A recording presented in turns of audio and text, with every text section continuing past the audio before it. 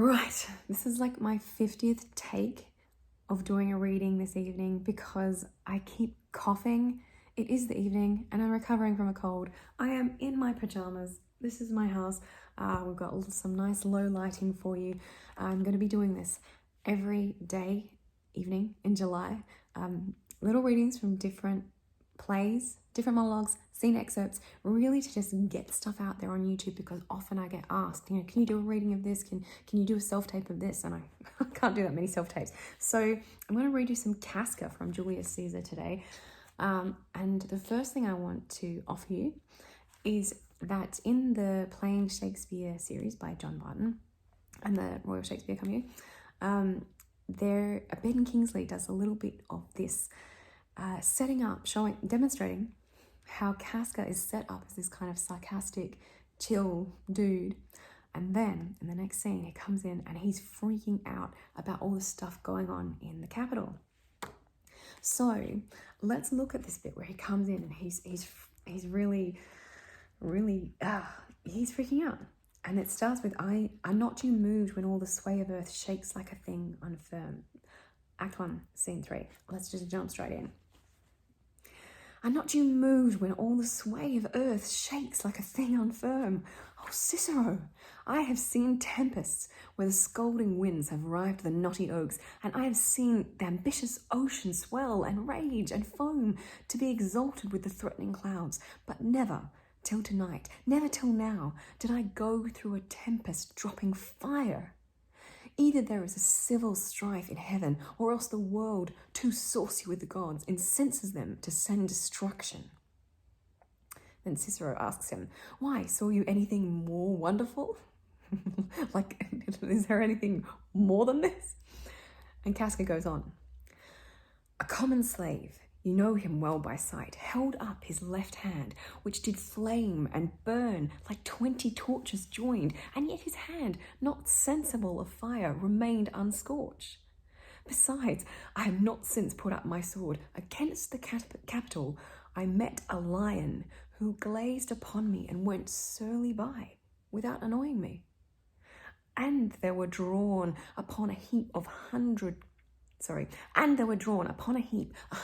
ghastly women, transformed with their fear, who swore they saw men all in fire walk up and down the streets.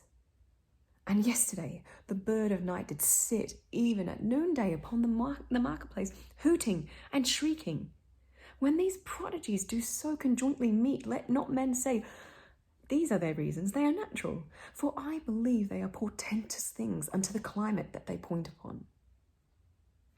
So, like I said, the scene before, he's been set up as this kind of like, chill dude, and now he's going, there is weird stuff going on. I was going to swear, of course, but weird stuff going on. What I like to sort of prompt in terms of discussion is that I think it's very interesting. It's world building, right? It's talking about this lion, it's talking about fire. It's setting up for us, for the audience, a sort of a norm and yet not a norm for the Romans. It's not normal for them to see a lion in the capital. And yet, I think what's interesting about it is that the Elizabethans watching, there must be a little bit of a sense of that lions could get into the capital. I mean, do they live in a jungle in the Elizabethans' mind? Is Rome like a little jungle? Is it like a little city with a jungle around it? What do the Elizabethans think of the Romans? And what do we see now as a modern audience in terms of like how much of this can we take as like really happening? It's a hard job for an actor and a director to set this up as like, this is not normal to see someone's hand on fire and yet not be burnt. That's very, very strange. And yet we have to accept that it happened. Somehow, I think that's an extremely difficult thing to do. And I can't say that, I've seen a fair few versions of Julius Caesar and I've read it a fair few times. I can't say that has ever really stuck with me. I've never really come away and thought, you know what really struck me while I was watching this play was the imagery of this lion and the flames and things. That's not what stuck with me. So it's a hard speech to deliver. It's a hard thing to set up, and yet it is very important. So how do we handle that? I have no answers. Maybe you do. Maybe you can drop a comment. And that's it for me today. Let me know what you want me to read, and let me know what you think. See you next time. I got through without coughing. It's a miracle. Bye.